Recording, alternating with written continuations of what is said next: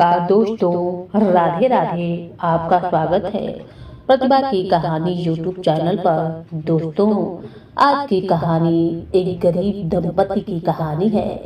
कहानी बड़ी ही शिक्षाप्रद और संघर्षपूर्ण है। बहुत पुरानी बात है। एक गांव में एक निर्धन जुलाहा दंपति रहा करते थे। जुलाहे का नाम था माधव और उसकी पत्नी का नाम था कांता। ये दोनों बहुत ही परिश्रमी थे। सारा दिन काम करते थे, सुंदर सुंदर कपड़े बुनते थे, किंतु उनके बने कपड़ों की उनको अच्छी कीमत नहीं मिल पाती थी। फिर भी जो मिलता था वे उसी में संतुष्ट रहते थे और एक टूटी फूटी झोपड़ी में रहकर अपना जीवन व्यतीत करते थे। वे बहुत ही संतोषी स्वभाव के थे। वे दोनों माता रानी के अत्यंत भक्त थे। दिन भर के परिश्रम के बाद जो भी समय मिलता उसे वे दोनों माँ के भजन कीर्तन में बिता देते थे। माधव के पास एक तानपुरा और एक हड़ताल था। जब वह दोनों मिलकर भजन गाते तो माधव तानपुरा बजाता और उसकी पत्नी खड़ताल। फिर तो दोनों माँ के भजन में ऐसे डूब जाते कि उनको अपनी भूख प्यास की चिंता भी नहीं रहती। उन्होंने अपनी दीनहीन अवस्था के लिए कभी माता रानी को कोई उलाहना नहीं दिया और वे अपने इसी जीवन में प्रसन्न थे। लेकिन एक दुख उनको सदा सताता रहता था कि उनके पास कोई संतान न थी। इसको लेकर वह सदा ही चिंतित रहा करते थे। चिंता तो थी, फिर भी दोनों सदा माँ की भक्ति में मगन रहते थे। इसको भी उन्होंने माँ की लीला समझकर स्वीकार कर लिया और निष्काम भाव से माता रानी के भक्ति में लीन रहे। जब उनकी आयु अधिक होने लगी तो एक दिन लीला ने माधव से कहा कि हमारी कोई संतान नहीं है। कहते हैं कि संतान के बिना मुक्ति प्राप्त नहीं होती। अब हमारी आयु भी अधिक हो चली है, ना जाने कब बुलावा आ जाए। मरने के बाद हमारी चिता को अग्नि कौन देगा? कौन हमारे लिए तर्पण आदि कार्य करेगा? कैसे हमारी मुक्ति होगी? माधव बोला, तू क्यों चिंता करती है? माता रानी है ना, वही सब देखेंगी। माधव ने यह बात कह तो दी थी, किंतु वह भी चिंता में डूब गया। तभी उसके मन में एक विचार आया कि अब नवरात्रि शुरू हो चुकी है। वह नगर में गया और माता रानी की एक छोटी सी मूर्ति ले आया। घर आकर बोला, अब तुझे चिंता करने की कोई आवश्यकता नहीं है। मैं यह माता रानी की बाल स्वरूप मूर्ति लेकर आया हूँ। अब से यही हमारी पुत्री है। माधव बोला, अगर हम संतानहीन है तो यह भी इन्हीं की इच्छा है। हम इनको ही अपने पुत्र के समान प्रेम करेंगे। यही हमारे पुत्र का दायित्व पूर्ण करेंगी। माधव की यह बात सुनकर कांता अत्यंत प्रसन्न हुई। उसने बाल माता रानी को लेकर अपने हृदय से लगा लिया और बोली, आप बिल्कुल ठीक कह रहे हैं। आज ही से यही हमारी लल्ला है। तत्पश्चात दोनों पति पत्नी ने घर का एक कोना साफ करके वहां उनके लिए एक बैठने का स्थान बना दिया और एक चौकी लगाकर उस पर माता रानी को विराजमान कर दिया। उस दिन से जुलाहा दंपति का नियम हो गया था।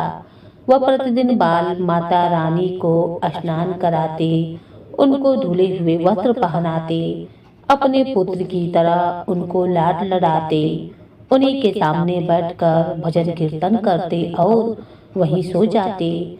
वे दोनों अपने हाथों से माता रानी के बाल स्वरूप के लिए सुंदर वस्त्र बनाकर उनको पहनाते थे, उनको खाना खिलाते थे, उनको झूला झुलाते थे और रात को उनको सुलाकर ही स्वयं सोते थे। इन सब में उनको बड़ा आनंद आता था। धीरे धीरे दोनों बाल माता रानी के स्वरूप को ही अपनी संतान के समान ही प्रेम करने लगे। बाल माता रानी अब उनके परिवार का हिस्सा बन गई थी। कांता का नियम था कि वह रोज पहले अपने हाथों से अपने लल्ला को भोजन कराती, तब जाके स्वयं भोजन करती थी। लल्ला को भोजन कराते समय उसको ऐसा प्रतीत होता था जैसे वह अपने पुत्र को ही भोजन करा रही हो। उन दोनों के निश्चल प्रेम को देखकर जगत जननी माँ दुर्गा अत्यंत प्रसन्न हुई और उन्होंने अदृश्य रूप में आकर स्वयं भोजन खाना आरंभ कर दिया। कांता जब प्रेम पूर्वक माता रानी के बाल स्वरूप को भोजन कराती तो माँ को ऐसा प्रतीत होता मानो वह अपनी माँ मैनावती के हाथों से भोजन कर रही हों। उनको कांता के हाथ से प्रेम पूर्वक भोजन मिलने वाले हर कौर में माँ का प्रेम प्राप्त होता था। माता रानी स्वयं माँ की उस प्रेम लीला की वशीभूत हो गई, किंतु कांता कभी नहीं जान पाई कि स्वयं माता रानी उनके साथ ही भोजन करती हैं। एक दिन कार्य बहुत अधिक होने के कारण कांता बाल माता रानी को भोजन कराना भूल गई। गर्मी का समय था। भरी दोपहरी में दोनों पति पत्नी कार्य करते करते थक गए थे और बिना ही भोजन किए सो गए। उनको सोए हुए कुछ ही देर हुई थी कि उनको एक आवाज सुनाई दी, मैया बाबा मुझको भूख लगी है। दोनों हड़बड़ा कर उठ गए। चारों ओर देखा, आवाज कहाँ से आई, किंतु कुछ भी दिखाई न दिया। तभी अचानक कांता को याद आया कि आज उसने अपने लल्ला को भोजन नहीं कराया है। वह हड़बड़ाकर उठी और दौड़कर लल्ला के पास पहुंची तो देखा कि माता रानी का बाल स्वरूप मुख कुम्हलाया हुआ है। इतना देखते ही दोनों पति पत्नी वहीं उनके चरणों में गिर पड़े। दोनों की आंखों से आंसुओं की धारा बह निकली। कांता तुरंत भोजन लेकर आई और ना जाने कैसा प्रेम उमड़ा कि उसने मूर्ति को उठाकर अपनी गोद में बैठा लिया और भोजन कराने लगी। दोनों पति पत्नी रोते जा रहे थे और माता रानी को भोजन कराते जा रहे थे। साथ ही बराबर उनसे अपने द्वारा हुए अपराधों के लिए क्षमा भी मांगते जा रहे थे। ऐसा प्रगाढ़ प्रेम देखकर माँ दुर्गा अत्यंत द्रवित हो गईं और जगत जननी माँ दुर्गा साक्षात रूप में प्रकट हो गईं। माँ ने अपने हाथों से अपने रोते हुए माँ बाप की आंखों से आंसू पोंछे और कहा, प्रिय भक्त, मैं तुम्हारी भक्ति और प्रेम से अत्यंत प्रसन्न हूँ। तुम जो चाहो वर मांग लो, मैं तुम्हारी प्रत्येक इच्छा पूर्ण करूंगी। इतना सुनते ही दोनों माँ के चरणों में गिर पड़े और कहने लगे, माँ आप हमसे प्रसन्न हैं और स्वयं हमारे समक्ष उपस्थित हैं। इसी से हमारा जीवन धन्य हो गया। इससे अधिक हमें और क्या चाहिए। इससे अधिक किसी भी वस्तु का भला क्या महत्व हो सकता है। आपकी कृपा हम पर बनी रहे, बस इतनी ही कृपा करना। तब माँ दुर्गा कहने लगी, यदि तुम चाहो तो मैं तुम्हारे जीवन में संतान के अभाव को समाप्त कर तुम्हें एक सुंदर संतान प्रदान करूं। यह सुनते ही माधव और कांता एकदम व्याकुल होकर बोले, नहीं माँ, हमको संतान नहीं चाहिए। उनका उत्तर सुनकर माँ ने पूछा, किंतु क्यों? अपने जीवन में संतान की कमी को पूर्ण करने के लिए ही तो तुम मुझे अपने घर लेकर आए थे ना। यह सुनकर वह दोनों बोले, माँ हमको भय है कि यदि हमको संतान प्राप्त हो गई तो हमारा मोह उस संतान के प्रति बढ़ जाएगा और हम अब की तरह आपकी सेवा नहीं कर पाएंगे। उनका प्रेम और भक्ति से भरा उत्तर सुनकर माँ का हृदय करुणा से भर उठा। उनके विचार सुनकर स्वयं माँ दुर्गा की आंखों से आंसू टपक पड़े और माता रानी कहने लगी, हे मैया, मैं यहाँ आई तो थी आपके ऋण को उतारने के लिए, किंतु आपने तो मुझको सदा सदा के लिए अपना ऋणी बना दिया। मैं आपके प्रेम का यह ऋण कभी नहीं उतार पाऊंगी। मैं सदा तुम दोनों का ऋणी रहूंगी। मैं तुम्हारे प्रेम से अत्यंत प्रसन्न हूँ। तुमने अपने निर्मल प्रेम से मुझे भी अपने बंधन में बांध लिया है। मैं तुम्हें वचन देती हूँ कि आज से मैं तुम्हारे पुत्र के रूप में तुम्हारे समस्त कार्य पूर्ण करूँगा। तुम्हें कभी संतान का अभाव नहीं होने दूंगी। तुम यह तो जानते ही हो कि मैं और मेरा वचन कभी भी असत्य नहीं होता। ऐसा कहकर भक्त माता रानी के बाल स्वरूप की प्रतिमा में विलीन हो गई। उस दिन से माधव और कांता का जीवन बिल्कुल ही बदल गया। उन्होंने सारा काम धंधा छोड़ दिया और सारा दिन बाल माँ दुर्गा के भजन कीर्तन और उनकी सेवा में व्यतीत करने लगे। भजन करते हुए उनको न भूख सताती न प्यास लगती थी। उन्होंने सभी प्रकार की इच्छाओं का पूर्ण रूप से त्याग कर दिया था। अब माधव कभी कोई कार्य नहीं करता और करता तो केवल अपने बाल स्वरूप माँ के लिए सुंदर सुंदर वस्त्र बनाने का। उनके सामने जब भी कोई परेशानी आती तो माँ ही एक बालक के रूप में उपस्थित हो जाती और उनके समस्त कार्य पूर्ण कर देती थी। वह दंपति और बालक गांव भर में चर्चा का विषय बन गए थे, किंतु गांव में कोई भी यह नहीं जान पाया कि वह बालक कौन है, कहाँ से आता है और कहाँ चला जाता है। धीरे धीरे समय बीतने लगा। अब चुलाहे दंपति बूढ़े हो चले, किंतु माँ दुर्गा की कृपा उन पर बनी रही। अब दोनों की आयु पूर्ण होने का समय भी आ चला था।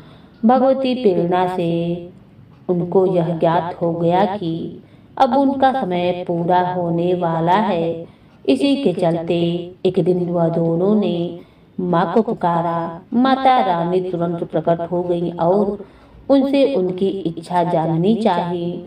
दोनों भक्त दंपति माँ के चरणों में प्रणाम करके बोले, हे माँ, हमने अपने पूरे जीवन में आपसे कभी भी कुछ नहीं मांगा, किंतु अब जीवन का अंतिम समय आ गया है, इसीलिए आपसे कुछ मांगना चाहते हैं। माँ दुर्गा बोली, निसंकोच होकर अपनी कोई भी इच्छा कहो। मैं वचन देती हूँ कि तुम्हारी प्रत्येक इच्छा को पूर्ण करूंगी। तब बाल स्वरूप माँ के आघात प्रेम में डूबे वृद्ध दंपति बोले, हे माँ, हमने अपने पुत्र के रूप में आपको देखा है। आपने भी पुत्र के समान ही हमारी सेवा की। अब वह समय भी आ गया है जिसके लिए कोई भी माता पिता पुत्र की कामना करते हैं। इसीलिए हे माँ, हमारी इच्छा है कि हम दोनों पति पत्नी के प्राण एक साथ निकले। हे माँ, जिस प्रकार एक पुत्र अपने माता पिता की अंतिम क्रिया करता है और उनको मुक्ति प्रदान करता है, ठीक उसी प्रकार हे माँ, हमारी अंतिम क्रिया आप अपने हाथों से कर हमें मुक्ति प्रदान करें। माँ ने दोनों को उनकी इच्छा पूर्ण करने का वचन दे दिया और बाल स्वरूप के विग्रह में विलीन हो गई। अंत में वह दिन भी आ पहुंचा जब प्रत्येक जीव को एक यह शरीर छोड़ना ही पड़ता है। दोनों वृद्ध दंपति बीमार पड़ गए। उन दोनों की भक्ति की चर्चा गांव भर में फैली हुई थी, इसीलिए गांव के लोग उनका हाल जानने उनकी झोपड़ी के पास आ गए। किंतु उन दोनों का ध्यान तो माँ दुर्गा की भक्ति में रम चुका था। उनको नहीं पता था कि कौन आया है और कौन नहीं। तभी अचानक एक चमत्कार हुआ। जुलाहे की झोपड़ी एक तीव्र और अलौकिक प्रकाश से भर उठी। वहां उपस्थित समस्त लोगों की आंखें बंद हो गईं। किसी को कुछ भी दिखाई नहीं पड़ रहा था। कुछ लोग तो झोपड़ी में बाहर आ गए थे, कुछ वहीं धरती पर बैठ गए। तभी माँ दुर्गा अपने दिव्य चतुर्भुज रूप में प्रकट हुई, जो वातावरण में एक दिव्य सुगंध भर गई। वह अपना मंद मंद मुस्कान से अपने उन भक्त माता पिता की ओर देख रही थी। उनका यह दिव्य रूप देखकर दोनों वृद्ध अत्यंत आनंदित और मंत्रमुग्ध हुए जा रहे थे। अपने दिव्य दर्शनों से दोनों को तृप्त करने के बाद जगत जननी माँ दुर्गा उन दोनों के निकट धरती पर ही उनके सिरहाने आकर बैठ गईं। माँ ने उन दोनों भक्तों का सर अपनी गोद में रख लिया, उनके शीश पर प्रेम पूर्वक अपना हाथ रखा, तत्पश्चात अपने हाथों से उनके नेत्र बंद कर दिए। इतना करते ही तत्काल दोनों के प्राण निकलकर माँ दुर्गा में विलीन हो गए। पंचभूतों से बना शरीर पंचभूतों में विलीन हो गया। कुछ ही समय बाद जब वह दिव्य प्रकाश का लोक खत्म हुआ तो सभी उपस्थित ग्रामीणों ने देखा कि वहां न तो माधव था, न ही कांता थी और न ही माँ दुर्गा की बाल स्वरूप वह मूर्ति थी। बचे थे तो मात्र कुछ फूल जो धरती पर पड़े हुए थे और एक दिव्य सुगंध जो वातावरण में चारों ओर फैली हुई थी। विस्मित ग्रामीणों ने श्रद्धा से उस धरती को नमन किया। उन पुष्पों को उठाकर ग्रामवासियों ने शीश लगाया और माधव और कांता की भक्ति और माँ के नाम का गुणगान करते हुए चल दिए। उन पुष्पों को श्री गंगा जी में विसर्जित करने के लिए उन पुष्पों को लेकर वह गंगा जी में विसर्जित कर दिए। तो दोस्तों, सच्चा भक्त वही है जो एक खंड के लिए भी भक्ति से विमुख नहीं होता, अर्थात जिसका चित्त ईश्वर में अखंड बना रहता है वही सच्चा भक्त कहलाता है। सरल शब्दों में कहें तो भक्ति के अंतिम चरण का अनुभव करने वाले को ही भक्त कहते हैं। ईश्वर को धन दौलत से खुश नहीं कर सकते हैं, वह भाव के भूखे होते हैं। बोलिए जगत जननी माँ दुर्गा की जय हो। जय माँ। जैसे आपने जुलाहे दंपति को भक्ति का फल दिया, उसी प्रकार इस कथा को सुनने वाले और कहने वाले को भी माँ देना। मैं आशा करती हूँ कि दोस्तों आज की कहानी आपको बहुत पसंद आई होगी। इसीलिए माँ दुर्गा का नाम लेकर कमेंट में जय माँ दुर्गा अवश्य लिखें।